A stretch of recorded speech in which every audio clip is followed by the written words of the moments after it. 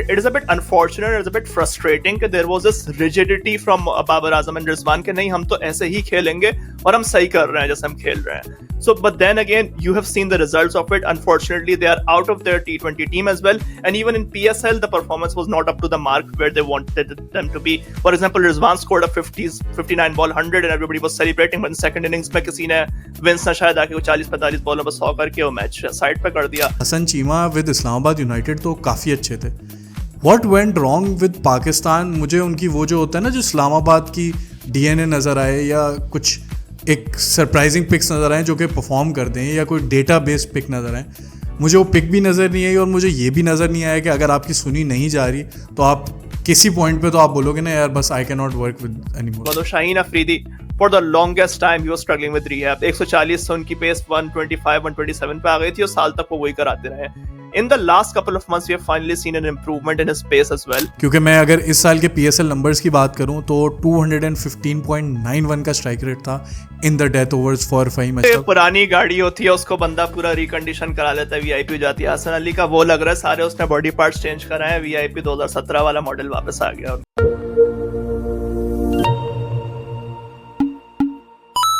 Hello and welcome to the Cricketnama podcast. T20 world cup 2024 को अब एक साल से ऊपर गुजर चुका है. एटलीस्ट हमारी कैंपेन को तो एक साल गुजर गया और बड़ा ही बुरा एक साल गया है पाकिस्तान क्रिकेट के लिए. लास्ट ईयर हमने इसका एक डायग्नोसिस किया था कि भाई रूट कॉज है क्या, ये प्रॉब्लम्स क्यों दोबारा आ जाते हैं और हम क्यों सॉल्व नहीं कर पा रहे. मुर्तज़ा भाई के साथ हमने ये बात की थी और उसके बाद अब एक साल गुजर गया और 2 ICC टूर्नामेंट्स हुए हैं, यानी कि T20 वर्ल्ड कप और चैम्पियंस ट्रॉफ़ी. और होम पे होने के बावजूद चैम्पियंस ट्रॉफ़ी में भी हमारी काफ़ी बुरी परफॉर्मेंस रही. तो अब जानने की कोशिश करते हैं कि ये जो रिसेंटली लास्ट 3 ICC टूर्नामेंट्स की बात करें, क्योंकि 2023 का भी जो वर्ल्ड कप था काफ़ी बुरा गया था पाकिस्तान के लिए, तो क्या हम कुछ सीखे हैं अब जबकि नए कोच आए हैं और थोड़े से सिलेक्शन कमेटी में चेंज हुए हैं, पावर्स थोड़ी सी दोबारा दी गई हैं कैप्टन वगैरह को. तो are we headed in the right direction? क्या हमने गलतियाँ दोबारा की हैं इस एक साल में और क्या हम सीखे हैं, और हमारे हिसाब से अब क्या ऐसी चीज़ें की जा सकती हैं with the limited time that we have कि अगले T20 वर्ल्ड कप में थोड़ी सी बेहतर परफॉर्मेंस हो. तो इसके लिए मुर्तज़ा भाई हमारे साथ दोबारा से आ चुके हैं. उस डायग्नोसिस को हम थोड़ा सा कंटिन्यू करेंगे और सॉर्ट ऑफ एक पार्ट 2 है उसका. तो मुर्तज़ा भाई बताएं क्या उम्मीदें लग रही हैं, और वैसे आपकी क्रिकेट वगैरह से और जो अभी माहौल चल रहा है उससे ज़रा क्या हालात नज़र आ रहे हैं. हाँ यार, pleasure to be here. Part 2 of the diagnosis. अब तो ये का सर्जरी का पिछला साल ऐलान हुआ था तो हमने डायग्नोसिस किया था, तो अब मल्टीपल सर्जरीज हो चुकी हैं PCB में. तो some good some bad, but अभी ये कि थोड़ा सा ऑफ सीजन भी है क्योंकि ज़्यादा क्रिकेट हो नहीं रही इंटरनेशनल क्रिकेट, लेकिन it will be interesting to see क्योंकि काफ़ी चेंजेस हो गए हैं. Only thing that we keep like ranting on about stability. अगर थोड़ी स्टेबिलिटी आ जाए तो फिर उस बंदा उस रिजल्ट्स पे कोई कमेंट भी करे. अभी कोई स्टेबिलिटी नहीं है तो इट्स वेरी डिफिकल्ट टू जज पीपल और इंडिविजुअल्स. लेकिन आई थिंक वो एक सॉर्ट ऑफ ऐसी सिचुएशन बन गई ना कि आपको पता है कि यार ये ऐसी चीज़ें हैं, मतलब पाकिस्तान की पॉलिटिक्स जो कि हमने लास्ट पॉडकास्ट में भी बात किया था कि इतनी इनकन्सिस्टेंसीज हैं, इतनी नाउम्मीदी है मुल्क में कि वो तो शायद इन द नियर टर्म तो सॉल्व नहीं होता. But with the resources that we do have, क्योंकि जो हम लोग ने पहले भी बात की थी कि भाई आइसोलेशन में ये इदारा नहीं चलता, लेकिन उसके बावजूद कुछ ऐसी चीज़ें हैं जो कि बाकी इदारों से बेहतर है. फॉर एग्जांपल PCB एक प्रॉफिट मेकिंग इदारा है और इनफैक्ट जो रेवेन्यूज़ वगैरह हैं जो कि आगे जाके हम फाइनेंसेस पे बात भी करेंगे वो बाकी इदारों से कदरे बेहतर है. अपॉइंटमेंट्स हमने पॉलिटिकल देखी हैं, करप्शन सब देखी है, बट थोड़ा सा बेहतर है. तो इस रेल्म में रहते हुए डू यू थिंक कि फ़र्क है, और अगर फ़र्क है तो किस हद तक गुंजाइश है कि आप उसको ठीक कर सको? बिल्कुल, I think it's a very valid question as well. मेरी भी अभी किसी पॉडकास्ट में एक हफ्ते पहले यही बात हो रही थी अपने गेस्ट से कि यार ठीक है इंस्टेबिलिटी है, मुल्क में मसाइल हैं, लेकिन हम कहीं इम्प्रूव कैसे कर सकते हैं? क्या सिर्फ हम इसी बात पे अफसोस लेके बैठे रहें कि यार हमारे मुल्क में स्टेबिलिटी नहीं है तो हम क्या करेंगे? कहीं ना कहीं इंडिविजुअल्स पे भी अकाउंटेबिलिटी आती है कि भाई जो रिसोर्सेज हैं उनको तो सही इस्तेमाल कर लिया जाए. तो बिल्कुल, मतलब लेकिन अब अनफॉर्चुनेट रियलिटी यही है ना कि जिस तरह से अगर हम पिछले टाइमलाइन को उठा के ले चलें तो last year T20 world cup हुआ, उसमें कंप्लीटली डिफरेंट हमारी सिलेक्शन कमेटी थी, Wahab Riaz was the chief selector, फिर चंद महीने बाद उनको सैक कर दिया गया, then Gary Kirsten before even coaching an ODI game उनको सैक कर दिया गया. तो resources weren't bad. I mean Gary Carson, there is like, it will be stupid to talk about his credentials. फिर अब हम जो है बीच में आकिब भाई को ले आए, अब उसमें 2-3 महीने उनको दिए, फिर उनको जो है निकाल दिया. उन्होंने एक पिच सही बना दी तो हमने उनको रिवॉर्ड ये दिया कि अब आप पूरी क्रिकेट पाकिस्तान की आप ही रन करेंगे, फिर उनको जो है उस ओहदे से निकाल दिया. तो अब माइक हैसन को हम लेके आए हैं. तो मेरा मतलब उसमें मकसद ये कहने का कि यार yes we can point fingers to individuals, but it's so hard to do that because God forbid if Mike Hassan stole in 3 months to just pack your bags and leave, what do we even comment on? कि उसकी क्या achievement है, क्या उसने गलत किया, सही किया. So that's the struggle I have with PCB right now. But I feel like there are some things that are going in the right direction. कि हमने जो चंद हमारे सुपरस्टार से let's name them के बाबर आजम या मोहम्मद रिजवान T20 में नहीं जगह बन रही थी, तो उनको अभी खैराबाद कह दिया गया, उनकी पर्सनल इंप्रूवमेंट नहीं आ रही थी. तो एक अच्छा इकदाम है. T20 में एक फ्रेश स्ट्रेटेजी के साथ हम आए हैं, कैप्टन भी चेंज किए हैं, डेटा पे फोकस हुआ है, कोचेस भी चेंज हुए हैं. So that's a step in the right direction. Those are the only things you can do and apply a bit of stability to it.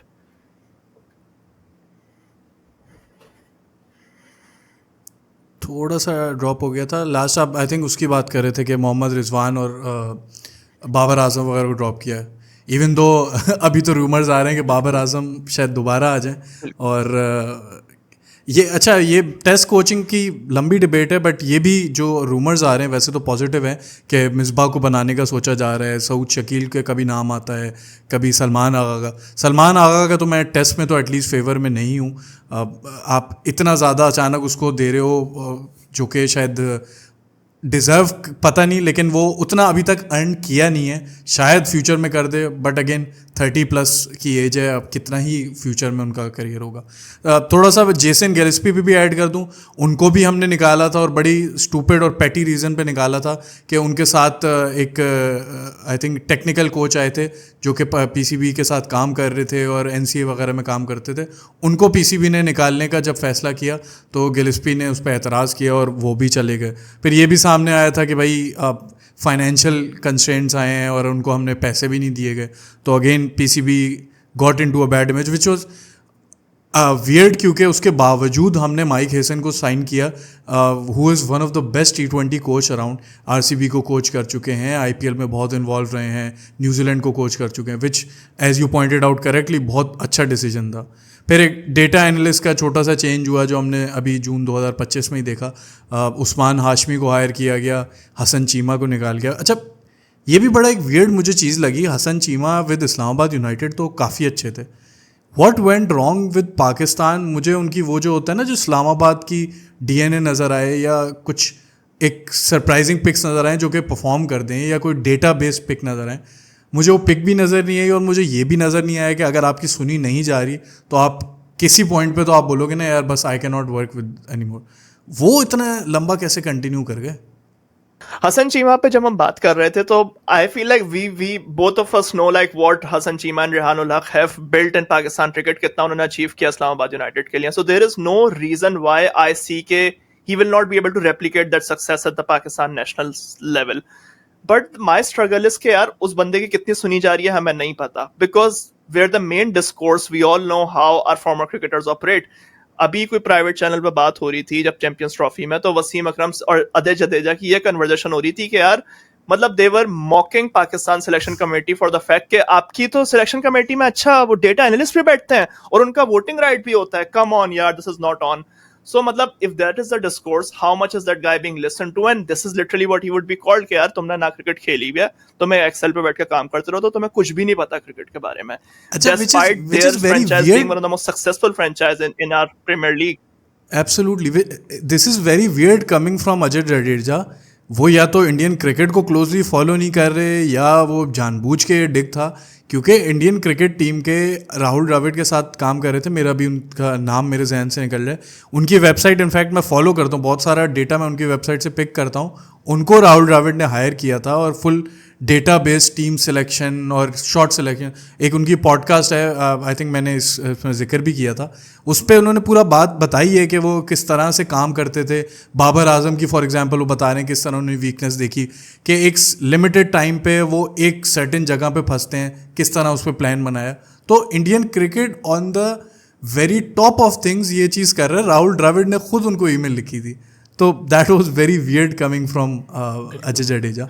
और उसमें मतलब ये है ना, I guess it was also like the propaganda he was being fed like Ajay Jadeja का in अ मॉकिंग वे में। अगर मैं आपसे कहूंगा कि यार हमारे उसमें ऐसे बैठ रहे हैं without any context of the guy कि यार वसीम अकरम ने खुद काम किया हुआ हसन चीमा और रियान उल हक के साथ। So the funny part from you if selection is going wrong, 99% लोग तो हमारे फॉर्मर क्रिकेटर्स ही है ना, तो 1% एक बंदा का भी 70 साल में एक डेटा एनालिस्ट आ गया तो उसने हमारी सारी सिलेक्शन बिगाड़ दी क्या? So that's my trouble. And also to your second question, if he is not being heard, why can't he just leave? That's a very valid question, and eventually I think maybe that's a right call principally. But just hearing, I don't know these guys personally, just hearing Rehan Ullah talk about things, they are like यार हमने भी जिद पकड़ लिया कि हमने ठीक करनी है पीसीबी में चीजें, तो maybe they are just trying their best कि क्लचिंग ऑन टू स्ट्रॉस के यार जो हमसे हो सकता है हम एटलीस्ट बताते रहेंगे, किसी को सुनना नहीं सुनना वो उनका काम है फिर आगे। यार वैसे ये भी एक थोड़ा फंडामेंटल क्वेश्चन है, मैं इसमें बात ज़रूर करना चाहूँगा, ज़्यादा लंबा नहीं करेंगे क्योंकि मुझे पता है कि हम दोनों में वो टेंडेंसीज है कि उसको फिलोसॉफिकली एनालाइज करने पे जाएं। कि ना ये जो थॉट प्रोसेस है ना मुझे अक्सर लोगों में नज़र आता है।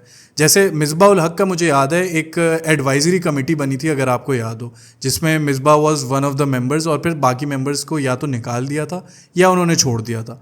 मिसबा ने बोला कि भाई अगर मैं 1% भी कोई बेहतरी ला सकता हूँ तो मैं उसके लिए वहाँ पर बैठा हूँ। अब ये सोच बहुत सारे लोग रखते हैं और कई दफ़ा ऐसा होता है कि जो अगेन थोड़ा सा फिलोसॉफिकल है कि आप कहते हो ना कि रेवोल्यूशन में अगर आप अपना पार्ट प्ले करते रहो, आप उस जो मशीनरी है उसका पार्ट बने रहो, तो वो चीज़ कंटिन्यू होती है। लेकिन अगर आप एक सारे मिलके वो चीज़ छोड़ो और उस चीज़ से अलग हो और आइडेंटिफाई करो कि भाई ये प्रॉब्लम है, अगर आप फिक्स नहीं करोगे फ्रॉम द ग्राउंड अप तो कुछ नहीं हो सकता। तो आप I don't know where do you stand on this कि आप उसको छोड़ दो या अपना पार्ट प्ले करते रहो, इसको किस तरह से देखा जाए? यार इस क्वेश्चन में जो है ना मतलब ये कि this is a philosophical debate के बंदे को क्या रुकना चाहिए क्या या छोड़ के आ जाना चाहिए। For example someone like Rashid Latif has been quoted in the past saying कि यार मैं तो चीफ सेलेक्टर का रोल एक्सेप्ट ही नहीं करता क्योंकि मुझे पता है कि वहाँ काम नहीं होगा और वहाँ फोन आ जाएंगे मुझे पीसीबी में। So I see his point but I also see someone else's point कि यार मिसबा हो गए या फिर Hasan Cheema for example, may be in this case Misbah तो पब्लिकली भी कोर्ट हुए हैं कहते हुए कि यार मेरी कोशिश है कि भाई मैं अपनी तरफ से करता रहूं, मैं घर बैठ के क्रिटिसाइज नहीं कर सकता सिर्फ अगर मैं कोई एक्शन नहीं ले रहा।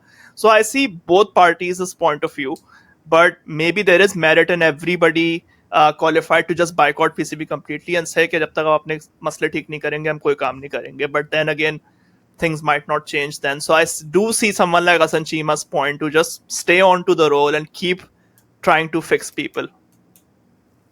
सही है, fair enough. I do have a lot to say about this, but let's not dwell too much into it. अच्छा, फिर थोड़े से मोहसिन नकवी के डिसीजंस की बात कर देते हैं जो लास्ट एक साल में उन्होंने किए। नई क्ले लगाई गई स्टेडियम्स में, फिर चैम्पियंस ट्रॉफी में एक बड़ा लंबा उस पर हुआ कि इंडिया हमें जाना है, इंडिया ने पाकिस्तान आना है कि नहीं। वो तो खैर एक आइडिया था हमें कि इंडिया ने नहीं आना पाकिस्तान, लेकिन इवेंचुअली फिर इंडिया ने एक ही ग्राउंड में खेला।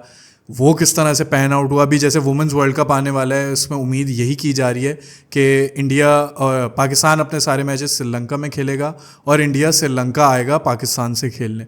होपफुली ये भी इसी तरह चलेगा। बट हाउ डू यू सी कि ये जो 2-3 डिसीजंस हुए हैं, जैसे फिर मेंटोर्स को हायर किया गया जो T20 एक कप कराया, फिर एक ODI का कराया, फिर अब मेंटोर्स को निकाल दिया, शोएब मलिक ने इंडिविजुअली छोड़ा और कुछ अरसे बाद ही मेंटोर्स भी ख़त्म कर दिए। तो ये जो 2-3 डिसीजंस हुए हैं, स्टेडियम रेनोवेशन हुई है, इसको किस तरह देखा है? ये क्या ठीक चीज़ें हुई हैं, एग्जीक्यूशन सही नहीं हुई, या ये भी एक फजूल डिसीजंस है? हाँ मतलब आई थिंक मल्टीपल डिसीजंस लिए गए हैं which haven't really added up, and that's my problem with like lot of individuals are being called for accountability but without the chairman making those decisions। के मुख्तलिफ लोग आते हैं, कभी कोई चीफ सेलेक्टर बनता है, कभी कोई कोच बनता है, लेकिन कभी कोई उस चेयरमैन से भी तो पूछे कि आपने क्या किया। मतलब पिछले T20 वर्ल्ड कप से पहले रमजान के बाद आपने उन्हें 15 दिन के एक आर्मी कैंप में भेज दिया ट्रेनिंग करने के लिए, उसके बाद हमारे सारे फास्ट बॉलर इंजर्ड हो गए। सो someone needs to ask these questions as well, और आपने सारी तवज्जो अपने स्टेडियम में बनाने में लगाई which is an excellent step, but what happened otherwise? तो वो मतलब एक प्रॉब्लम है कि क्ले का जैसे एक डिसीजन है, अच्छा डिसीजन है, ठीक है, we need to do something about our pitches, that's fine, but mentors अब आपने लगाए, एक रेवोल्यूशनरी प्रोग्राम आपने एक और ला के ऊपर लाद दिया अपने डोमेस्टिक के ऊपर कि यार अब हम एक ये मेंटोर का सिस्टम स्टार्ट करेंगे, अब हम एक 5 टीम कप स्टार्ट करेंगे, but these things just don't look viable from the outset कि जितना उस पर फाइनेंशियल मतलब रिसोर्सेज जाए हो रहे थे, जाए नहीं हो रहे थे, may be it was a good idea, but at least ठीक है, अगर आप मेंटोरिंग का ले आए हैं प्रोग्राम, तो then you need to stick for it for 3 years and then you can comment on it. वो 4 महीने में ही बंद हो गया, मेंटोर साल में ही. So and mentors are sitting in like private television entertainment shows कर रहे हैं, वो क्रिकेट एनालिसिस भी कर रहे हैं. सो doesn't make any sense. और अब वो सारे मेंटोर खत्म हो गए. So who's calling the shots on accountability of that failed program and the failed resources? यार मुझे इंटरेस्टिंग बात पता है क्या लगती है? एक तो आप बुरे डिसीजंस करो, ठीक है, आपका असल मकसद होता है, और पीसीबी चेयरमैन का कॉमनली होता है कि जो उसका जो इमेज बन रहा है ना, या जो मार्केटिंग हो रही है, वो ऐसा लगे कि देखो ये कितने काम कर रहे हैं. जो कि टू बी फेयर, जब वो स्टेडियम्स बन रहे थे, वो मोहसिन नकवी की मार्केटिंग अच्छी हो रही थी कि भाई वो बार बार स्टेडियम्स में जा रहे हैं, लोग फेसबुक पे यूट्यूब पे वीडियोस डाल रहे हैं कि देखो इतनी हो गई है, रिकॉर्ड टाइम में बना दिए, फेयर इनफ. लेकिन अब जैसे ये मेंटोर वाला है और मल्टीपल ऐसे डिसीजंस हैं which makes you look stupid. अब शोएब मलिक मुझे बार बार, जितनी बार कभी मेरा एयर वाई, वैसे तो मुझे लगाया नहीं जाता क्योंकि इतनी वो अलग डिबेट है, बट मैं जब जब लगाऊं मेरा खून खौलता था कि भाई 50 लाख ये महीने का ले रहा है बंदा. कभी एक शो में आ रहा है, कभी दूसरे शो में आ रहा है, फिर इसने कोई एक और शो में बोलता है कि भाई मैं 3 से 4 घंटे कोई जिम में लगाता हूँ. अरे भाई तो टाइम बचा कहाँ से? ये 50 लाख कहाँ से हलाल हो रहे हैं? ये मुझे समझा दो. और फिर his response was like quite comical, saying कि पैसों की बात नहीं है, इससे ज्यादा पैसे मैं और चीजों से कमा लेता हूँ. So bro, like that's not the point. We are still asking you just about that 50 lakh you're getting, कि आप वो कैसे justify कर रहे हो? हाँ मतलब makes no sense to me. It was like yeah. हाँ. फिर ये भी एक अनाउंसमेंट हो गई अभी, जो कौन है मुल्तान सुल्तान के ओनर अली तरीन, वो बड़े उस पर लाउड हैं कि जो 2 टीम्स ऐड हो रही हैं, और क्या इसका फाइनेंशियल है, किस तरह से. अब 10 साल पूरे हो रहे हैं तो इस पर भी एक प्रॉब्लम होगी, तो which kind of leads me to the financial aspect as well, क्योंकि अभी तो आईसीसी से आपको ठीक ठाक रेवेन्यू मिल रहा है. आई थिंक आपका अराउंड 27-28% आईसीसी के उससे ही आपको पूरा हो जाता है. लेकिन आपका अब बहुत पुरानी बात नहीं है कि आपका जो सबसे बड़ा रेवेन्यू सोर्स था वो पीएसएल था. अभी ऑफ लेट आपके पास प्लेयर पूल छोटा हो रहा है, आप चाह रहे हो और टीम्स ऐड करना, लेकिन आप साथ साथ विंडो के लिए भी स्ट्रगल कर रहे हो, क्योंकि फेब में कोई ना, एक तो वैसे ही लीग्स इतनी सारी हो गई हैं जो जैन फेब के टाइम पे होती हैं, IL T20, क्या कहते हैं SA T20, अभी ये MLC तो खैर इस टाइम चल रहा है, बट एक वक्त में 2 से 3 लीग्स एक साथ हो रही होती हैं. वो हमारे लिए मुश्किल हो गया. फिर हमने अभी IPL के साथ compete करके देख लिया, हमारे कितने सारे प्लेयर मिड टूर्नामेंट वो इंडिया में चले गए, और कुछ ये भी हुआ कि क्योंकि वो वॉर लाइक सिचुएशन हो गई, तो उस डिसरप्शन से और हमें ज़्यादा नुकसान हो गया कि हमारे प्लेयर्स इंडिया चले गए. तो how do you see PSL going forward? क्या ये फाइनेंशियली सस्टेन कर पाएगा? और अगर ये नहीं करता, जो कि एक बहुत बड़ा मसला हो सकता है अगर हमारा, क्योंकि कहते हैं ना कि अगर आप फाइनेंस में या किसी भी प्रोडक्ट का अगर वो नीचे जा रहा है उसका ग्राफ, या इवन स्टैग्नेट कर रहा है, तो वो एक प्रोडक्ट बंद करने की तरफ जा रहा है, अनलेस आप उसमें कुछ ड्रास्टिकली चेंज करो. इस वक्त आप अफोर्ड नहीं कर सकते कि ग्राफ नीचे जाए, स्पेशली तब जब आप और टीम्स ऐड कर रहे हो. तो how do you see it as a whole? ICC से आप कितना एक्सपेक्ट कर रहे हो कि ये रेवेन्यू कायम रहेगा इंडिया और बिग 3 की जैसे जैसे पावर बढ़ रही है, और फिर PSL भी इस तरह से चल पाएगा इस विंडो के साथ, और ये सारी चीज़ों को किस तरह एक वाइडर व्यू या ब्रॉडर व्यू किस तरह देखते हो? बिल्कुल. अगर मतलब हम लोग सिर्फ PSL की ही बात करें, तो I still don't understand how the financial model of it works, but like there are concerns from franchises. हम 3-4 साल से सुन रहे हैं कि financial model पे हमें concerns हैं.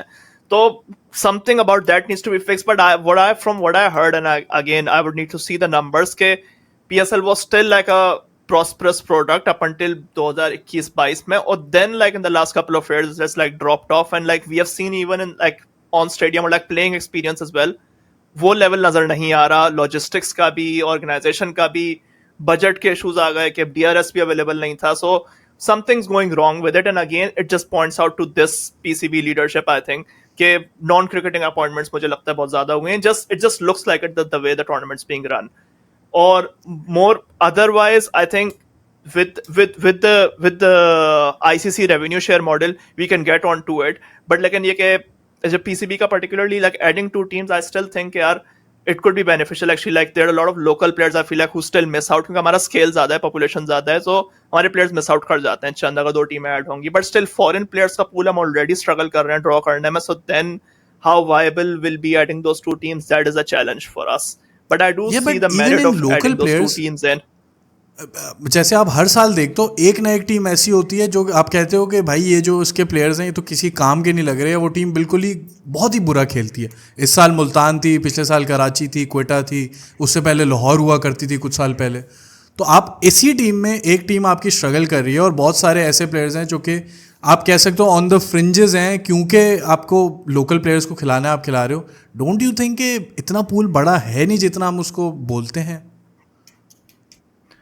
True, I think yeah, there is an argument actually कि skill level वो है ही नहीं. But like in that's actually true across the pool. Really, there are very few players locally जो हम कह सकते हैं कि यार compete कर सकते हैं international level के ऊपर इस वक्त.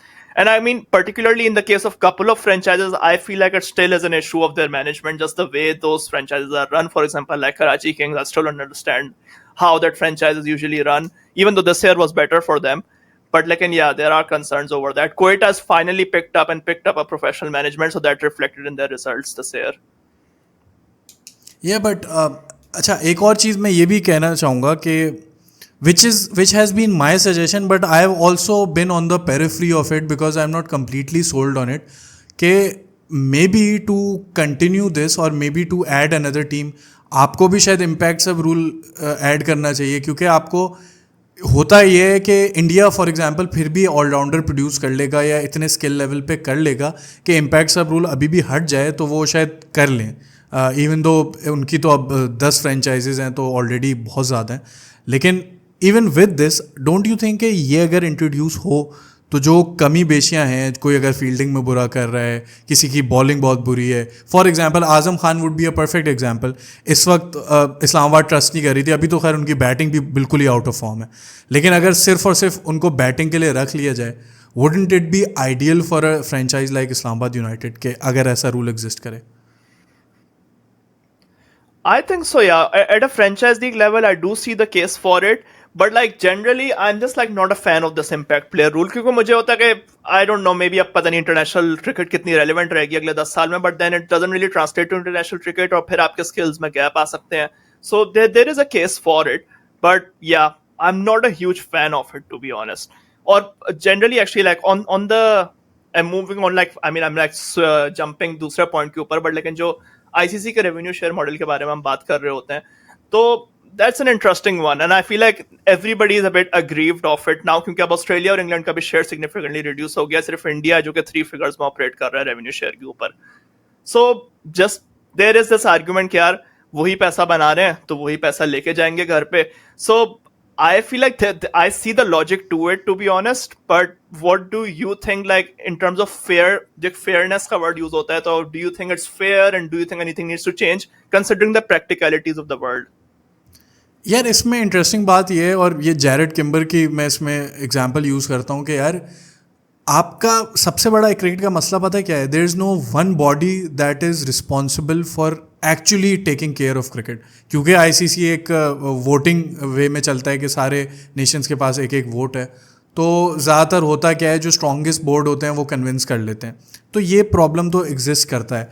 अब मज़े की बात ये है कि इवन फॉर बीसीसीआई अगर cricket through out the world develop नहीं करेगी तो उसमें उनको खुद का भी नुकसान है. क्योंकि आईपीएल में उनको अभी और से और प्लेयर्स चाहिए हैं. उनको चाहिए कि सारी जो कंट्रीज़ हैं वो अच्छी जाएं. मतलब ठीक है, वेस्ट इंडीज़ क्रिकेट एक एक्सेप्शन इस लिहाज से है कि इंटरनेशनल क्रिकेट नहीं होती ज़्यादा, फिर भी वो आपको किसी ना किसी तरह से क्रिकेटर्स दे देते हैं. लेकिन एक वक्त आएगा कि वो भी शायद इससे उनका फोकस शिफ्ट हो जाए, शायद वो दूसरे स्पोर्ट्स की तरफ चले जाएँ. या आप होता क्या है कि आपको कहीं ना कहीं इंटरनेशनल क्रिकेट की वो झलक देखनी होती है जिसकी वजह से आप आईपीएल में लेते हो. तो वो भी इतना अगर डाउनहिल जाने लगेगा तो यू नेवर नो। अब अच्छा, ऑस्ट्रेलिया के अगेंस्ट वो वैसे अच्छा खेल रहे हैं, ऑलमोस्ट वो करीब चले गए थे जीतने के, हार गए, बट एक स्ट्रगलिंग पीरियड में है जिसका नुकसान उल्टा इंडिया को हो रहा है। अब इसमें एक चीज़ और भी ऐड हो जाती है, सऊदी अरब का इंटरेस्ट जैसे आ रहा है अभी, लेकिन अब उसका भी हमने एक नया एस्पेक्ट देखने को मिला कि इंडिया, इंग्लैंड और आई थिंक एक और बोर्ड था जो कि उस तरह से ऑन बोर्ड नहीं है अपने प्लेयर्स भेजने में, क्योंकि वो चाहता है कि भाई उनको टेस्ट क्रिकेट खेलनी है, आईपीएल खेलनी है, और अब इंग्लैंड की क्रिकेट में भी पैसा आ गया इंडियन इन्वेस्टर्स के थ्रू, तो वो बैक कर रहे हैं इससे। तो आपकी मुझे डायरेक्शन समझ नहीं आती, लेकिन सऊदी अरब के आने से मुझे लगता ज़रूर है कि ये चीज़ इस लिहाज से चेंज हो सकती है कि एक और फाइनेंशियली स्ट्रॉन्ग कंट्री इन्वॉल्व होगी। अब वो होती किस तरह से है, बाकियों को किस तरह कन्विंस करते हैं, दैट्स अ सेपरेट डिबेट, लेकिन अगर वो आती है तो शायद ये जो रेवेन्यू शेयरिंग मॉडल है वो बेहतर हो जाए। अभी इवन दो ये मतलब आइडियल नहीं है, but there is nothing we can do about it. Yeah it will be interesting to see उनका इवेंचुअली फिर क्या इस पे इन्फ्लुएंस होता है इस क्रिकेट के ऊपर, क्योंकि because they are not a playing country इधर, तो या तो उनको वो जो है वो फैसिलिटीज प्रोवाइड करेंगे बाकी ममालिक को, so वो देखना होगा, इंटरेस्टिंग होगा।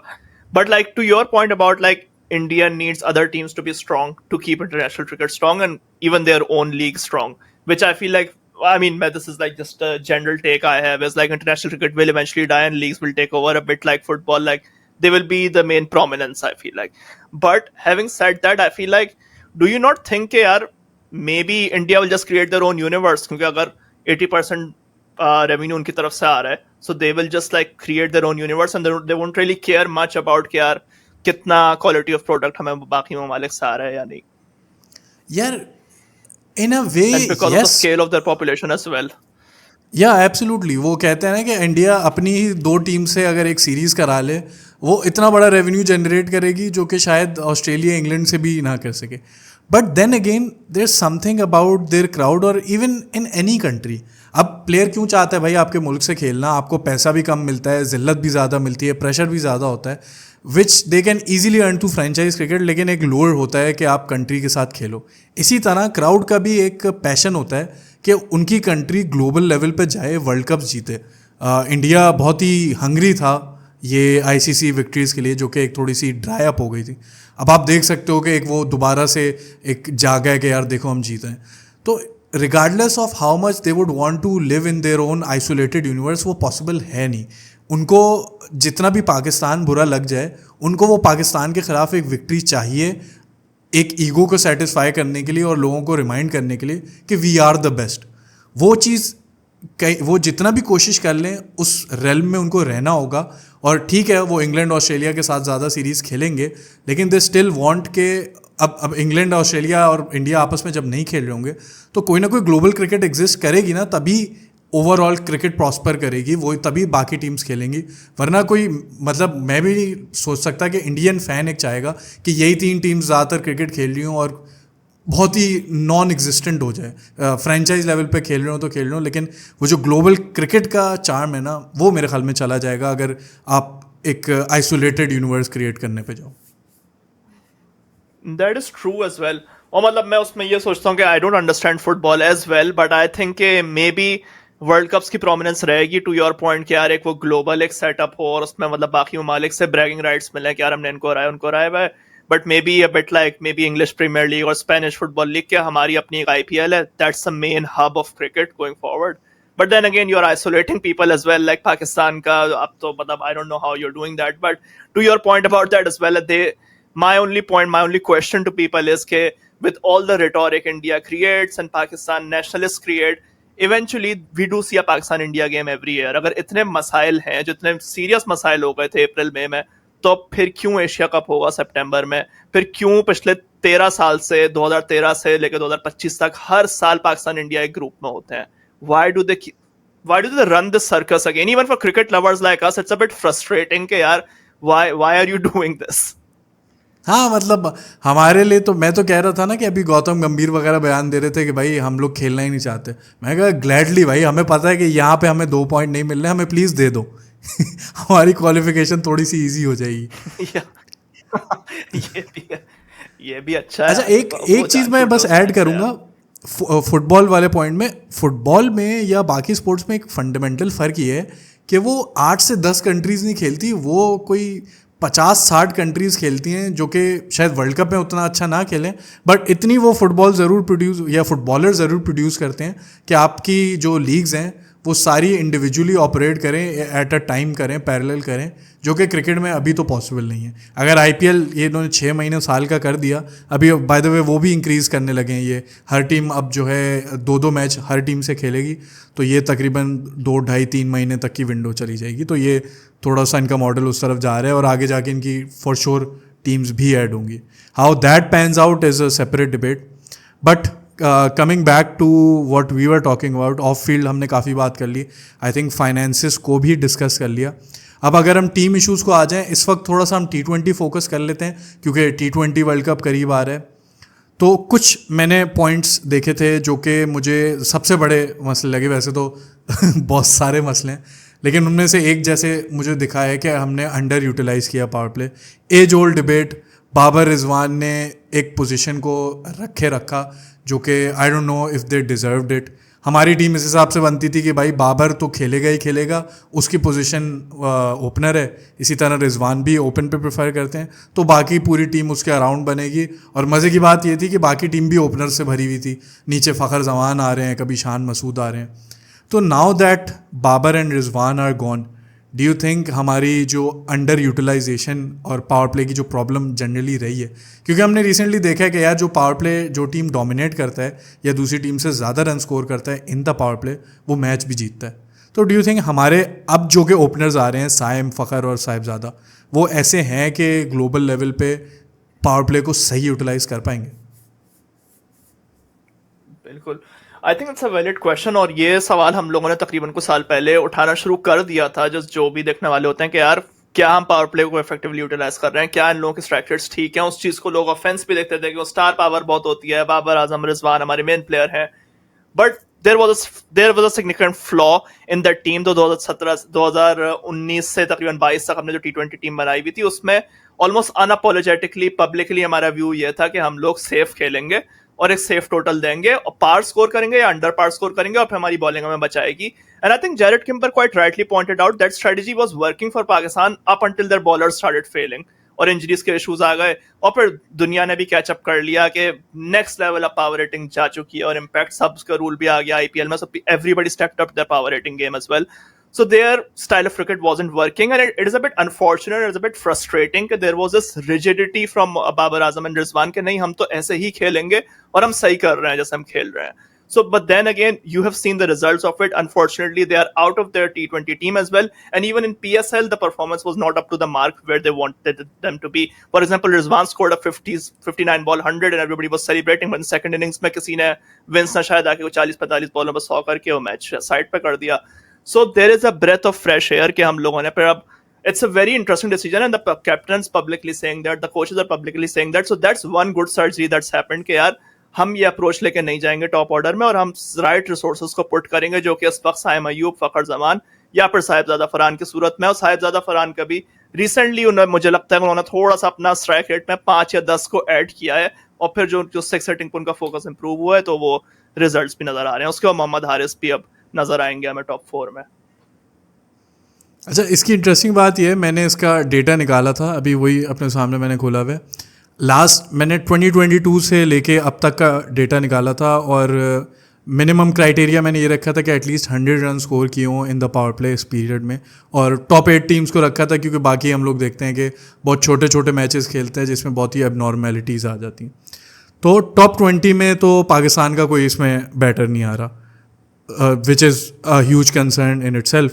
फिर आपका जो पहला बैटर आ रहा है वो यहाँ पे 22 पे शादाब आ रहे हैं और इसके बाद आपका 25 पे आते हैं Saim Ayub, which again shows के जो आपके दो प्लेयर कर रहे थे, साइम अयूब को इवन दो आपने अच्छा चांस दिया, वो एक तो नेचुरल पोजीशन पे आप उनको भेज ही नहीं रहे हो. साइम अयूब को आप कभी नीचे ले आते हो, फिर आपने एक टाइम पे आपने ठान लिया था कि आप ऊपर लाओगे, विच ऑल्सो रिमाइंड्स मी कि फ़खर जमान के साथ यार हमने कितनी डिससर्विस की है कि one of the best openers we produce since Saeed Anwar, I think उसको हमने अपनी उस पोजीशन पे खेलने नहीं दिया.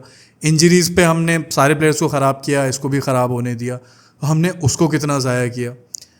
उसके बाद एक प्रॉब्लम जो कि मैंने देखी वो ये थी कि भाई हम मिडिल ऑर्डर में स्पिन का जो बैशर है वो हमें नहीं मिल पाया. हमें शोएब मलिक हमने 2021 में यूज़ किए थे, डिसेंट वर्ल्ड कप किया, सेमीफाइनल में हार गए बट स्टिल सेमीफाइनल में पहुँचे. फिर हम लोग ने इफ्तिखार वगैरह को लाए, हारिस ने अच्छा किया 2022 में, उनको हमने निकाल दिया, आई डोंट नो व्हाई, वो ऑफ फील्ड इशूज़ से.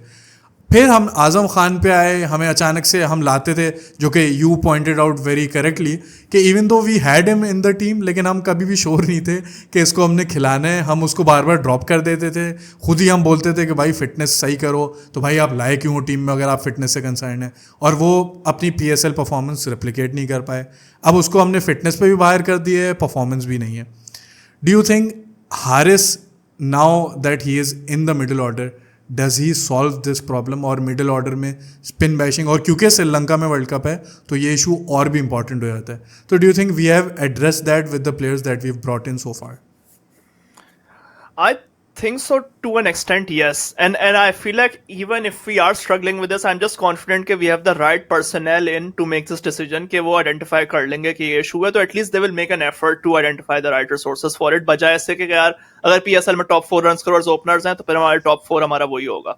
So थैंकफुली यस कि हारिस का ऑप्शन एक्सप्लोर किया जा रहा है, शादाब का एक ऑप्शन एक्सप्लोर किया जा रहा है. Even though I still feel Shadab can improve his game against pace, but like his numbers against spin are good, which could be a potential solution. I have been critical of Agha Salman in the past, but I think his record against spin and his ability to improvise 360 degrees is quite impressive in the last 12 months. And I feel like he rightly so is a very good option for number 3 to 6 के जहाँ पे 3 to 5 जहाँ पे हमें जरूरत पड़ेगी. So I think the team is shaping up nicely, but I think that the general, like, I mean, international level पे अगर हम benchmark करें तो there will be hard work for Pakistan, but at least you can only operate with the resources you have, so you can just work hard off season like they're doing and also play more competitive cricket, which is a bit of a difficult one for Pakistan. हाँ, that is the main issue कि हम ये चीज़ consistently करें और सही right amount of players से करें, वो कॉन्फिडेंस दें. इसमें एक और चीज़ मैं ऐड ये करूँगा, मैं यही नंबर्स देख रहा था 2022 ऑनवर्ड्स जो पाकिस्तान के क्रिकेटर्स ने फ्रेंचाइज लेवल पे जो स्पिन के अगेंस्ट हिटिंग की है या और मैचअप्स के अगेंस्ट गए हैं, तो उस पर हुसैन तलत बोल रहा हूँ, अपना क्या नाम है उनका, हाँ हुसैन तलत ही थे. उनकी एक चीज़ बड़ी स्टैंड आउट मुझे करते हुए दिखी कि तीनों स्पिन्स के against leg spin, off spin, left arm orthodox और even left arm wrist spin के अगेंस्ट 150 प्लस का स्ट्राइक रेट रहा है सिंस 2022. इसी तरह मोहम्मद हारिस भी इसी कैटेगरी में आ जाते हैं. तो फाइनली आपको दो ऐसे मिडिल ऑर्डर के प्लेयर्स मिले हैं, एक राइट हैंडर, एक लेफ्ट हैंडर, जो कि मल्टीपल स्पिन के अगेंस्ट आपको अटैक करके दे सकते हैं. फास्ट बॉलिंग के अगेंस्ट आपको ऑब्वियसली स्कोर करना होगा, जिसमें आप उम्मीद करोगे कि हसन नवाज स्टेप इन करें, साइम अयूब और फ़खर में से अगर कोई खड़ा हो तो वो करे. तो डू यू थिंक कि हुसैन तलत को आप इस पोजीशन पे ला सकते हो, और अगर आप लाओ तो किस तरह से उसको फिट इन करोगे? क्योंकि अगेन मेरा फोकस बहुत ज़्यादा इस वक्त है कि आपको श्रीलंका की कंडीशंस देखनी है, क्योंकि आप कोई भी मैच खेलोगे, इवन अगर आप सेमीफाइनल में आते हो तो आपका श्रीलंका में होगा, जहाँ पे आपको square Turners, rank Turners commonly मिलेंगे. तो do you think does it make it a case for him? और फिर ये भी मसला आ जाता है कि सलमान आगा जो आपके कैप्टन है वो एक पोजीशन ले जाते हैं और एक शादाब खान इस वक्त मुझे हटते भी नहीं दिख रहे. तो how do you see that? How do you see Hussain Talat in this team, and do you think he should be in the squad या इन द प्लेइंग 11 और not? I think Hussain Talat it's been an interesting case study. He's been around for a while and he's always been looked at a guy कि यार ये हमारी problem थोड़े solve कर सकता है, लेफ्टी भी है, बैटिंग भी करता है, बॉलिंग उस लेवल पे डेवलप नहीं है लेकिन एक ऑप्शन है. तो initially he was doing his part, but it wasn't super impressive. एक सीलिंग नजर आ रही थी. But the last 1 year or so, it feels like he has worked on his game and he looks like an improved player. And as you said, his numbers are looking much better. If that's the case, if his numbers are looking good against spin, then I think there is a good case for him to be in there. एक वो lefty का भी option वो देते हैं और फिर एक बॉलिंग ऑप्शन भी एज अ बैकअप वो देते हैं. तो I think it's a good choice to have in. For sure. अच्छा, शादाब पे थोड़ी सी मैं बात करूँ, उसके बाद हम बॉलिंग पे और बाकी एस्पेक्ट्स पे भी आ जाएंगे. Do you think Shadab warrants a place in this team? Has he done enough at this PSL या फॉर द लास्ट ईयर और टू कि आप बोलो कि नहीं यार शादाब को रखना पड़ेगा? Yeah, with Shadab Khan on potential, the day he debuted 2017 में से लेके आज तक, there was no reason why he should not play a white ball game for Pakistan. Every important white ball game for Pakistan, he should be in the 11.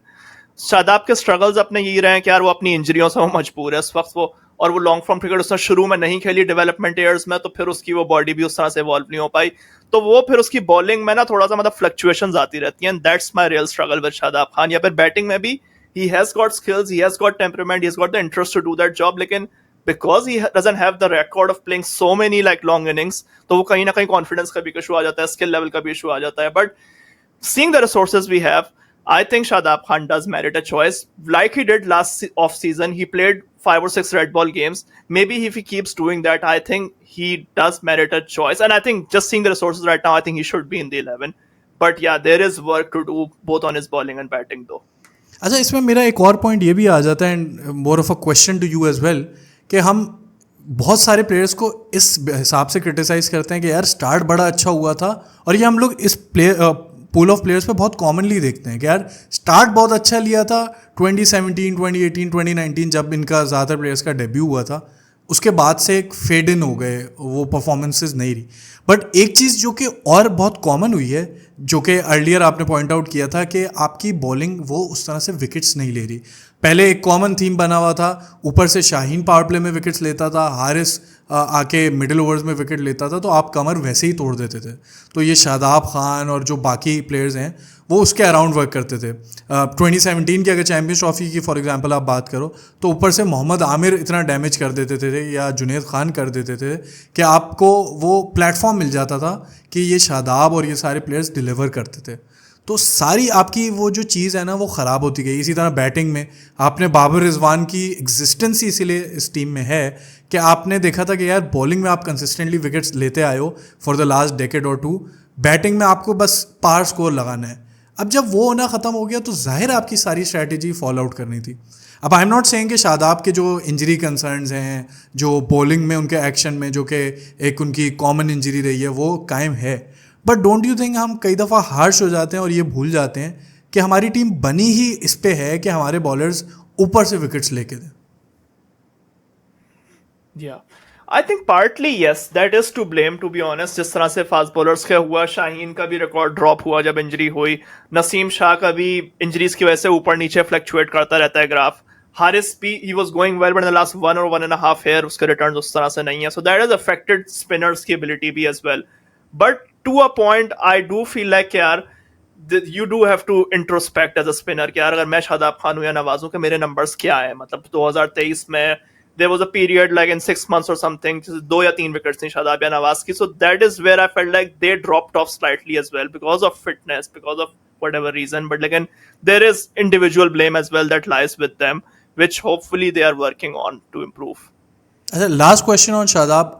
If he is only there for batting and bowling for a couple of overs if need be, और वो भी again उस पे हो कि भाई अगर ज़रूरत पड़े और अगर मौका मिले, and obviously he is a brilliant fielder and is the vice captain of the team, is that enough for him to be in the team, या इस पे don't you think कि नहीं बनता? It's a good question actually. Like yeah, I think the case does become tough क्योंकि उस तरह से नंबर्स अभी नहीं दिख रहा है. मैं बैटिंग में पोटेंशियल है लेकिन उस तरह से रिफ्लेक्ट नहीं हो रहा performances, the case becomes tough.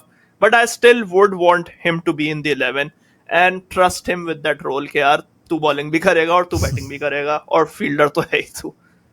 हाँ ना, क्योंकि वो बात यह है कि इवन विद दैट बॉलिंग अगर आप डोमेस्टिक से भी कोई प्लेयर उठाओ, कोई ऑलराउंडर आपके पास बचता नहीं है. और हम देख चुके हैं, there is been more than enough examples कि ऑलराउंडर्स आपको चाहिए हैं वर्ल्ड कप जीतने में, और मॉडर्न डे क्रिकेट में तो स्पेशली. अब वो ऑलराउंडर आपके पास किस क्वालिटी का है वो अनफॉर्चुनेट बात ज़रूर है, उस तरह से रेप्लिकेट नहीं हुआ, but I think he is the only resource we seem to have. फिर एक चीज़ जो कि अभी बॉलिंग पे ही आई थिंक ये अच्छा आ जाती है कि डेथ ओवर्स में पहले हम काफ़ी अच्छा हुआ करते थे. हमने उमर गुल वाला दौर देखा है जो कि रन्स दिए ही नहीं जाते थे. ऑब्वियसली क्रिकेट हैज़ इवॉल्व्ड, अब शॉट्स बहुत बढ़ गई हैं, उस तरह से यॉर्कर्स, उस तरह से रिवर्स स्विंग अब होना बंद हो गई है.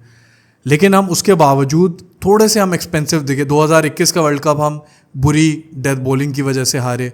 हमने ये ओडीआई वर्ल्ड कप में देखा, एक ये पॉइंट आ चुका था कि हमें पता था भाई अब बॉलर्स तो कंसीड करेंगे रन्स, आपको अबव पार टोटल लगाना पड़ेगा।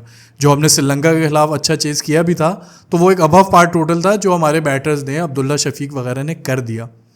तो अगर मैं डेथ बॉलिंग की बात करूं, अगेन ये मैं 2022 से डेटा बता रहा हूं, टॉप 20 बॉलर्स में सिर्फ नसीम शाह आ रहे हैं और आई थिंक शाहीन अफरीदी थे। हाँ, शाहीन अफरीदी आ रहे हैं 7th पे और नसीम शाह आ रहे हैं 20th पे। ये इकॉनमी रेट के हिसाब से मैंने इनको रैंक किया है 2022 ऑनवर्ड्स, टॉप 8 टीम्स और मिनिमम एटलीस्ट 10 ओवर्स बॉल किए हों इन द डेथ ओवर्स। तो इसमें ये आपकी कंडीशन रही है। Do you think that is satisfactory enough?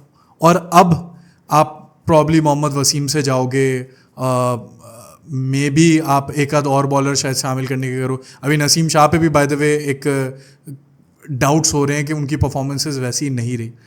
Which 2 or 3 bowlers do you think are ideal, जो कि डेथ में भी बॉलिंग करके दे सकें और आपको एक ओवरऑल डेप्थ इंक्रीज हो सके इस आपकी बॉलिंग लाइनअप में? बिल्कुल, उस चीज में मतलब मैं ये देखूंगा कि अगर प्योरली अगेन पोटेंशियल पे बात करनी है तो Shaheen, Naseem and Rauf, if they are fully fit and if they are playing together, I still feel कि यार क्रिटिसिज्म भी उनके ऊपर होता है कि यार ये क्यों आ जाते हैं और सिर्फ यही फास्ट बॉलर है क्या पाकिस्तान में। लेकिन आई स्टिल फील के मल्टी मतलब different facets of the game में वो तीनों बॉलिंग करा सकते हैं, पेस है, वेरिएशन है, तो उनके साथ अगर उनकी फिटनेस ठीक है स्टिक करना चाहिए। अगर मैं इंडिविजुअल्स की बात करना शुरू करूँ तो Shaheen Afridi for the longest time he was struggling with rehab. 140 से उनकी पेस 125 127 पे आ गई थी और साल तक वो वही कराते रहे। In the last couple of months we have finally seen an improvement in his pace as well. So if he can do that, if he can work on his rehab issues, Shaheen I think still remains an issue for me, and और मतलब उसको deny नहीं कर सकता आप शाहीन का X factor। Second option Naseem Shah, I still feel is a remarkable bowler। Fitness concerns है उनके पिछले 6 महीने से जो उनकी फिटनेस नजर आ रही है, that is reflected in his like international numbers, that is reflected in his PSL numbers, कि वो वाले नंबर्स नहीं नजर आ रहे और वो फील्ड में भी लेथार्जिक नजर आ रहे हैं। तो अगर वो आई थिंक अगर फिटनेस उनकी नहीं है then we will have to look at alternatives. Haris Rauf का आई स्टिल फील T20 में जगह बनती है, but still there is a case being made now, criticism हो रहे हैं, and I feel like for the longest time I held this view कि हारिस रऊफ को होना चाहिए, बट लेकिन there are concerns, there are critical moments where games didn't go the way Haris। Before we move on to other fast bowlers, what is your view on Haris Rauf के T20 में अभी continue उनका बनता है या नहीं बनता? Because there are criticism and there are a lot of games which were slipped eventually। यार पॉइंट ये है कि श्रीलंका में अगर मैं स्पेसिफिकली देखूं तो वहाँ पे आई थिंक पेस की ज़रूरत होगी। आप वहाँ पे 2 स्पिनर्स तो एटलीस्ट खिलाओगे, आपको शायद 3 स्पिनर्स भी खिलाने पड़ सकते हैं। एक आई थिंक शाहीन अफरीदी का जो पोजीशन है वो लॉक्ड है। तो उसके अलावा आई डू थिंक कि आपको या तो हारिस रऊफ चाहिए या फिर प्रॉब्ली मोहम्मद वसीम। अब आई थिंक क्या नाम है उनका, जो क्वेटा के बॉलर थे जो 2019 के वर्ल्ड कप में भी थे, हुसैन, हाँ मोहम्मद हसनैन, वो एक आपके पास ये 3 है जो कि हाँ हसनैन पेस ऑप्शन है। तो विद द रेस्ट ऑफ 2 जो इतना अच्छे नहीं लग रहे, इंजरी कंसर्न्स हैं, अभी इंजरी से वापस आए हैं, हसैन तो बिल्कुल ही ऑफ कलर्स लग रहे हैं, तो I don't see any other bowler that can take the place. If you do think कि पेस के अलावा काम हो सकता है then that's a separate debate. उसमें फिर काफ़ी लोग अपना हाथ ऊपर करते हैं, अपना फ़हीम अशरफ आप जैसे अभी लाने की कोशिश कर रहे हो, वो एक स्पॉट हो सकता है ले जाएं। फिर जैसे मैंने कहा मोहम्मद वसीम का एक ऑप्शन मौजूद है। फिर और अगर आप सलमान मिर्ज़ा वगैरह जो कि एक नए बॉलर आए हैं, अली रज़ा हैं, उनको आप शायद ट्राई करने के जा सकते हो। Even though I still feel बहुत अर्ली है इनके लिए, लेकिन एटलीस्ट कंटेंशन में आ रहे हैं। तो विद द हसन अली भी रिकंडीशन हो के आ गए। यस हसन अली का नाम मैं वही मैं कहूँ, एक मैं नाम भूल रहा था, बट यस हसन अली के नंबर होता है, पुरानी गाड़ी होती है उसको बंदा पूरा रिकंडीशन करा लेता है, वीआईपी हो जाती है। हसन अली का वो लग रहा है सारे उसने बॉडी पार्ट्स चेंज कराए, वीआईपी 2017 वाला मॉडल वापस आ गया उनका। यार लेकिन क्या बंदा है यार, like I am such a huge fan of Hasan Ali. बाहर हुआ पहले उसने कहा यार उसने आके पॉडकास्ट में बोला, कहता है कि मैं मानता हूँ यार मैंने वाइट बॉल क्रिकेट में इतना नहीं किया, लेकिन मैंने फर्स्ट क्लास क्रिकेट में ये प्रूव किया है कि टेस्ट क्रिकेट में मेरा रिटर्न बनता है। प्रूव किया, आया वापस, साउथ अफ्रीका वाली सीरीज़ जिताई थोड़ा ऑफ कलर हुआ, बाहर हुआ, हार नहीं मानी, फिर फर्स्ट क्लास में गया, फिर डोमेस्टिक खेली, पीएसएल में एक सीज़न में वापस आया है जिसमें इवन दो मुझे लगता है उनके नंबर्स अच्छे थे, टीम में मसले थे जिसकी वजह से वो रेप्लिकेट नहीं किए उस तरह से, लेकिन वो कायम रहे, अगले साल दोबारा आए, प्रूव किया कि why he has work so hard and he has work hard, और टीम में दोबारा आया। अब ऐसा लग रहा है कि उनकी पोजीशन भी आई थिंक कंफर्म होते हुए दिख रही है, तो ब्रिलियंट फ्रॉम हसन अली है। बिल्कुल बिल्कुल हसन अली, मतलब और यही है कि मतलब I was like a bit critical of Hasan Ali कि वो वाली पेस नहीं थी, वो वाला रिदम नहीं था, वो वाला जिप नहीं था, बट सीइंग दिस सीजन मतलब एक वो डिफरेंस लगा, और थोड़ा सा लगा भी कि यार काम करके आए हैं वो न्यू बॉल स्किल्स के ऊपर, न्यू बॉल वो स्लोअर बॉल भी करा रहे हैं आके, so that is quite interesting. So to answer your question, I think Shaheen Naseem Rauf still remain for me. Naseem के जो है इंजरी कंसर्न्स हैं, but if you have to look at alternative options, I am a huge fan of Mohammad Wasim junior. I still feel I've got a bias for him, so we somehow need to find a place for him in the 11, क्योंकि मुझे लगता है वो बंदा कमाल का fielder है, कमाल का बॉलर है, with the old ball reverse swing भी अच्छी होती है उससे, तो he just needs to be in there, like Mohammad Haris and Wasim junior type players मुझे लगता है 11 में होने चाहिए, just to put some energy in the field. और Hasan Ali is a good option, and I feel like one left field choice that I have enjoyed watching is Khurram Shahzad. I feel was quite good to see, so he could be an option to explore, but then again how much can he add in the field and with the bat, which is quite important in T20s, so that will be a question. Plus, we also have to remember that in the World Cup, we only have 15 players, most of whom would be spinners, I'm guessing. Even if you do include fast bowlers, you might have to go with at least one all-rounder, which seems to be Fahim Ashraf right now. Unless आप कहते हो कि नहीं यार, Hussain Talat would be the only all-rounder. उस पर भी by the way मेरा सवाल है कि do you think Fahim Ashraf should be in the 11?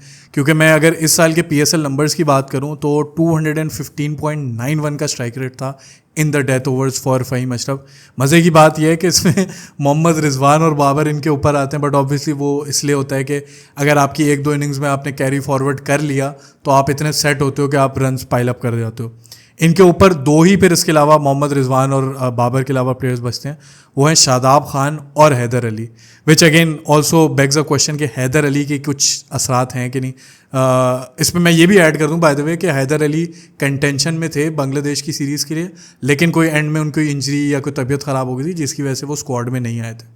Haider Ali का एक सवाल है, फिर फ़हीम अशरफ का, do you think he should be there? और फिर अगर फ़हीम अशरफ एक स्पॉट ले जाते हैं, हम अब ऐसा लग रहा है हसन अली शाहीन एक ले जाएंगे, तो फिर तीसरा bowler who should be that third bowler? I think Faheem Ashraf is a bit like कि पाकिस्तान में जैसे एक मसला है पाकिस्तान इंडिया का, कश्मीर का मसला है जो कि आज तक हल नहीं हुआ। It's a bit similar with Faheem Ashraf कि क्या फ़हीम अशरफ को टीम में होना चाहिए या नहीं। अगेन पेस बॉलिंग ऑलराउंडर हम ढूंढ रहे होते हैं मुल्क में, वो होता है नहीं होता। आमिर जमाल के इंजरी कंसर्न्स हैं, रिदम कंसर्न्स हैं, तो वो तो मतलब डिबेट में आते ही नहीं है फिर, इवन दो ही पोटेंशियल पे आते थे वो। देन अगेन बचते आपके पास फ़हीम अशरफ ही हैं, नंबर्स उनके अच्छे होते हैं। T20 में आई स्टिल फील के मे भी जगह बन सकती है। Alternative you're looking at Wasim junior, लेकिन वसीम जूनियर की बैटिंग सफिशिएंट लेवल पे डेवलप नहीं है, तो then again you might have to go with Fahim Ashraf. But Haider Ali is another guy who I've always been biased for, and I think again he's a similar case। पिछले 12-18 महीने में हमने देखा है कि उन्होंने अपने गेम पे वर्क किया है, and it was almost painfully bizarre for me to see the way Islamabad United treated Haider Ali this season. It was very strange, even though they were the ones जो उसे supplementary में pick करके लाया पिछले साल, उन्होंने उस बंदे ने उनको जिताया प्ले ऑफ में 50 की, but yeah, it was bizarre to see him. But I think going forward, I think there is a case for Haider Ali, and as you said, I think he was in contention even New Zealand जाने के लिए भी, लेकिन उनका फिर वो कुछ हाथ का फ्रैक्चर हो गया था BPL के बाद, so he couldn't really carry on, और अभी 1-2 महीने से वो नजर नहीं आ रहे, but it was good to see कि अभी वो कैंप्स वगैरह में भी हैं। Haider Ali is again I think supremely talented guy, and he should be in the top 6 somewhere for Pakistan. Absolutely. फिर फ़हीम अशरफ का हो जाता है, तो फिर तीसरा बॉलर आपके हिसाब से कौन सा बचता है? मोहम्मद वसीम या Haris Rauf? I would say, yeah, it's a tough one to pick between two, but maybe go with Mohammad Wasim to begin with, because he adds a few options as well. But अगर उनके इंजरी इश्यूज होते हैं फिर? I think in that case, yeah, as you said, कि alternative है कि या तो वसीम जूनियर और Haris Rauf, so go with Wasim junior and then as a backup you have Haris Rauf in the squad. Fair enough. अच्छा, एक चीज़ जो इससे रिलेटेड ही है कि वैसे तो आप सारी सही अप्रोच के साथ जा रहे हो, आपने एक मॉडर्न डे क्रिकेट भी अपना ली, लेकिन डू यू थिंक कि ये वर्ल्ड कप तक कायम रहेगा? अभी से हमें जैसे र्यूमर्स हमने बात की कि बाबर आजम के दोबारा आने की हो रही हैं, तो ये डू यू थिंक ये एंड में जाके शेकी हो जाएंगे, माइक हेसन भी पता नहीं निकल जाए, कुछ हो जाए? हाउ कॉन्फिडेंट आर यू कि ये जो अप्रोच है ये वर्ल्ड कप तक चलेगी? यही मतलब जिस चीज से शुरू किया था उसी चीज पे आके हम खत्म हो रहे हैं कि भाई मतलब कि कब तक चलेगी ये चीज। पाकिस्तान क्रिकेट में यही इशू है कि बहुत अच्छे लोग आते हैं, बहुत अच्छा काम करते हैं, बट यही है कि क्या मतलब मीडिया प्रेशर सस्टेन कर लेंगे, क्या लॉबीज का प्रेशर सस्टेन हो जाएगा या नहीं, ये सबसे बड़ा सवाल है। क्योंकि अगेन चेयरमैन से कोई कल कुछ जाके कह दे या कोई बात हो जाए, वो सर्टेन इन्फ्लुएंसेस होती हैं, तो वो उस चीज में फिर मामला बिगड़ सकते हैं।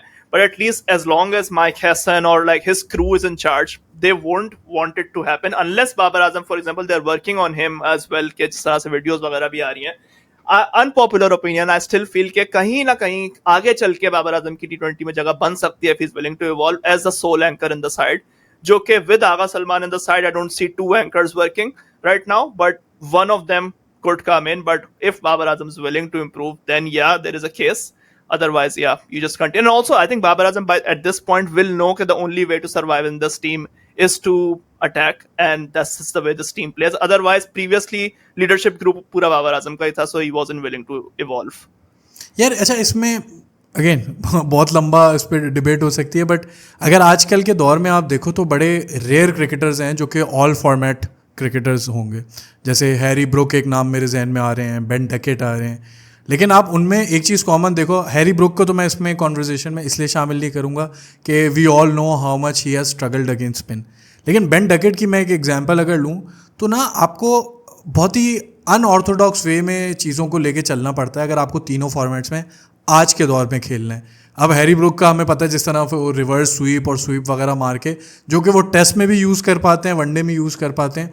बाबर आजम की ऐसी इस वक्त टेक्निक है, वो अगर एक फॉर अ टाइम बीइंग तो मुझे लगता है उनको चूज़ करना पड़ेगा कि किस फॉर्मेट को प्रायोरिटाइज करें। उसमें जब वो सेटल इन हो जाएं फिर शॉट्स को और चीज़ों को ऐड करें जिससे वो बाकी फॉर्मेट्स में भी आ सकें। इसमें आपका भी व्यू लूँगा, उसके बाद मैं एक क्वेश्चन इसके बाद ये भी ऐड कर दूँ कि स्पिनर कौन सा डू यू थिंक हमारे साथ होना चाहिए, मेन स्पिनर कौन होना चाहिए और साथ में बैकअप स्पिनर किसको देख रहे हो? बिल्कुल।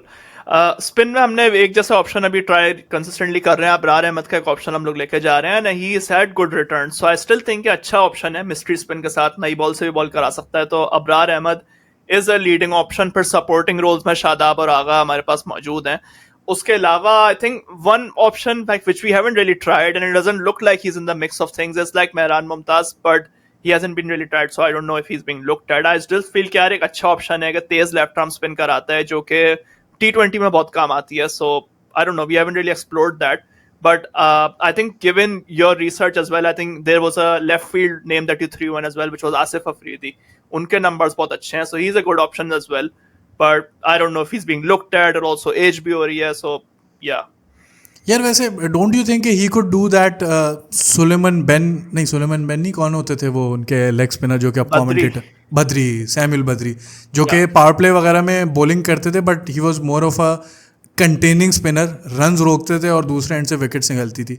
आसिफ आफरीदी अब एंड में उन्होंने इतना शायद अच्छा नहीं किया था, टीम से बाहर हो गए थे, बट लाहौर को सेमीफाइनल तक पहुंचाने में आई थिंक उनका बड़ा रोल था। और कंटेनिंग स्पिनर स्पेशली उस लाइनअप में जो कि आजकल आपके रन्स बहुत लीक कर रहे हैं, मुझे ऐसा लगता है it could be a very interesting choice, क्योंकि 2022 ऑनवर्ड से आप देखो तो लेस देन 7.55 की इकॉनमी है in the power play and in the middle overs. अगर मैं एग्जैक्ट इकॉनमी की बात करूं तो पावर प्ले में 7.12 की इकॉनमी है और 6.61 की इकॉनमी है मिडिल ओवर्स में। एब्सोल्युटली ब्रिलियंट नंबर्स अगर ये रेप्लिकेट कर पाएँ। एक प्लेयर है mark what, I don't no इसकी आपने वो वीडियो देखी है कि नहीं, जो कि उनका भी एग्जैक्टली वो और आसिफ अफरीदी में मुझे बड़ी सिमिलैरिटीज़ लगती हैं कि वो आपको मतलब कुछ इतना at least on the face of it कुछ ऐसा एक्स्ट्रॉर्डनरी नहीं कर रहे, बट इतने अच्छा रन्स कंटेन करते हैं कि आपकी जो बैटिंग प्लान्स हैं वो ख़राब कर देते हैं। जिन बॉलर्स को आपने अटैक नहीं करना, या फॉर एग्जांपल आपके शाहीन अफरीदी का उसके बाद एक ओवर लग जाए जहां अटैक करना एब्सोल्युटली कंपलसरी हो जाए, तो शाहीन अफरीदी का चांस बढ़ जाता है कि उस पॉइंट पे विकेट लें। तो टैक्टिकली यूज़ करने में आई थिंक इट्स कैप्टन्स ड्रीम के ऐसा बॉलर हो। अब ये उतना कितना रेप्लिकेट कर पाते हैं कि नहीं, और ऑब्वियसली हमने उनको अभी तक चांस नहीं दिया, तो वो किस तरह से पैन आउट करता है, it's a different debate. Abrar Ahmed के इस साल के PSL नंबर्स बहुत अच्छे हैं, पावर प्ले में इकॉनमी बहुत अच्छी है, टॉप 10 में आ रहे थे वो with the average that he had in the power play, और इकॉनमी भी डिसेंट थी, अंडर 7.5 थी. तो अबरार अहमद तो आई थिंक लॉक है. सुफियान मुकीम की आपने बात नहीं की, तो डोंट यू थिंक सुफियान मुकीम का भी एक बड़ा स्ट्रॉन्ग केस है? I think, yeah, no, as you were speaking, I realized that Sufyan Mukim is also a really good option. I think at least in T20s, definitely उनका मतलब एक sense बनता है उनका as an option. But it's still about how do you actually find a place for him in the 11 will be a challenge. But I think you need that kind of thing like Abrar Ahmed या Sufyan Mukim या left arm spinner. आपको T20 में कुछ odd spinner आपको चाहिए होता है, and we have seen how effective they can be. So I still think, yeah, Sufyan Mukim could be a good option. I think he should at least be in the squad as a backup spinner, specialist spinner अगर हमें लेके जाना है, क्योंकि श्रीलंका में और Asia cup में भी we will need spinners. अच्छा, क्विकली अगर एक 15 हम क्रिएट कर लें, आई थिंक जो लॉक्ड हैं उससे अगर हम स्टार्ट करें, Saim Fakhar, Salman Agha, Shadab Khan I think lock हैं, शाहीन अफरीदी, 5 प्लेयर्स ये हो गए. आई थिंक अबरार अहमद भी लॉक हैं, 6 प्लेयर्स हो गए. Who else do you see? I think if I actually start from the top, जैसे अगर हम करें कि ओपनर्स में साइम और फखर potentially will be opening, फिर या नंबर 3 पे हमारे पास हारिस आ रहे हैं इस वक्त शायद, और इट्स लाइक आगा और हारिस. 3 और 4 पे आगा और हारिस स्विच कर रहे हैं. फिर नंबर ठीक हो गया, 5 पे शादाब आ गए, लाइकली भी शादाब आ गए. उसके बाद 6 पे कौन है हमारे पास? Hasan Nawaz seems to be almost locking that Hassan position. Nawaz, yeah. Hassan Nawaz, yep. Hassan Nawaz has shown great improvement as well. So number 6 पे हसन नवाज आ गए. फिर 7 से फिर हमारे पास I think ऑलराउंडर शुरू हो जाएंगे. Faheem Ashraf will be number 7. उसके बाद नंबर 8 पे मे बी वसीम जूनियर. हाँ, आई थिंक पहले लॉक उस पे ऑप्शन पे शाहीन चले जाते हैं, फिर उसके बाद आई थिंक बैकअप से देख लें. 8 पे शाहीन अफरीदी आ गए. फिर 9 पे आपके पास वसीम जूनियर आ गए, या फिर हारिस रऊफ या वसीम जूनियर. हाँ, One of और them. फिर आई थिंक 10 पे अबरार अहमद, और you can add another spin at 11th, Sufiyan Muqeem या आसिफ अफरीदी अगर उसको शामिल कर सकें.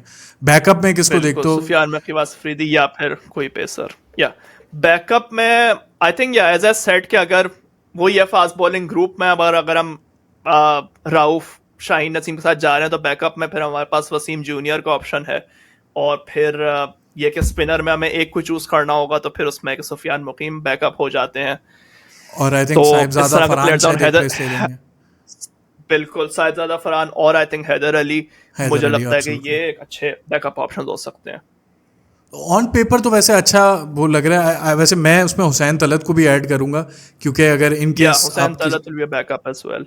एब्सोल्युटली. आपको कोई एक थोड़ी सी स्लो विकेट फॉर एग्जांपल मिलती है जिसमें फ़हीम अशरफ की शायद उतनी ज़रूरत ना हो, वहाँ पे आपको थोड़ा टैक्टिकली स्ट्राइक रोटेट करना हो और आपको सॉर्ट ऑफ एक एंकर प्लेयर ऐड करना हो, तो आप हुसैन तलत को भी कर सकते हो. और ऑब्वियसली स्पिन को हमने जैसे बात की कि वो एग्रेसिव खेलते हैं, तो वो भी एक अच्छे ऑप्शन हो सकते हैं. एंड में कुछ क्लोजिंग थॉट्स देना चाहो और एक ज़रा इसको कंक्लूड करने पे जाएं कि अब हम जब 1 साल गुजर गया है, तो where do we stand?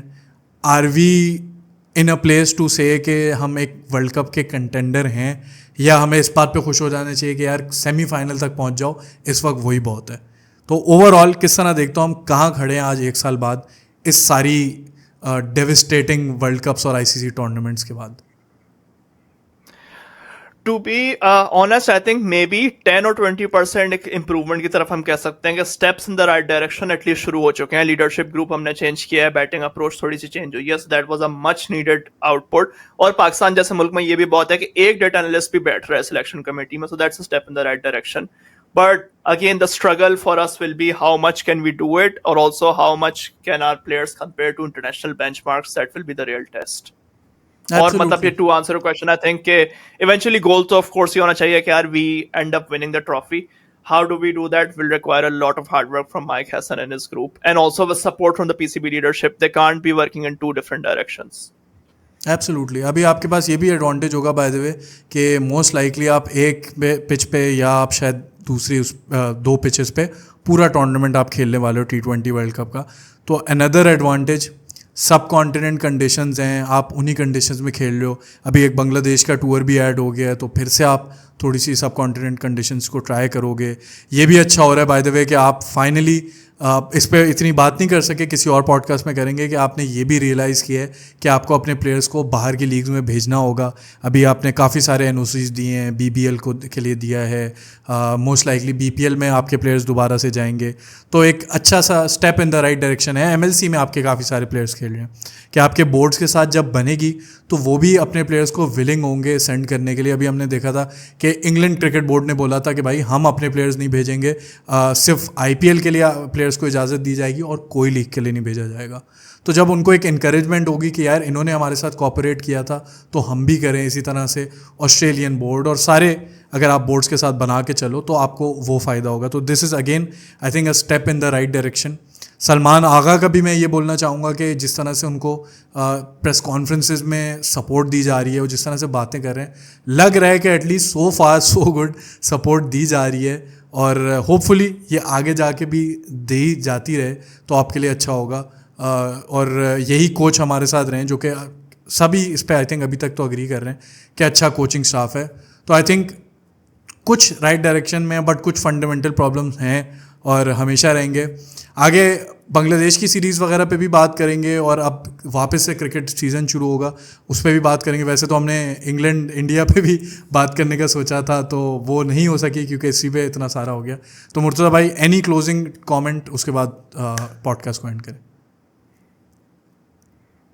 I think closing comment ही होगा, क्रिकेट नामा को लाइक सब्सक्राइब और कमेंट करते रहें ताकि अच्छा कंटेंट आपके पास आता रहे, और दुआ करें कि हमारी टीम भी अब जीतना शुरू हो और इंशाल्लाह इस बार इंडिया को भी हराएं, ज़रा मज़ा आएगा फिर। बिल्कुल। अब आपने ये मेरा फ़र्ज़ अगर आप डाल दिया तो मैं भी अपना फ़र्ज़ पूरा कर लेता हूँ कि आप स्लोअर बॉल पॉडकास्ट को भी लाइक सब्सक्राइब करें। सिर्फ क्रिकेट की नहीं, आपको और भी बुक रिव्यूज़ वगैरह भी करने लग गए हैं मुर्तज़ा भाई, और भी बड़ा इंटरेस्टिंग कंटेंट आपको मिलेगा, इंटरव्यूज़ मिलेंगे, तो उसको भी देखें, फॉलो करते रहें। Hopefully more content coming your way. इस पॉइंट पे ख़त्म करते हैं, and we'll see you in the next one.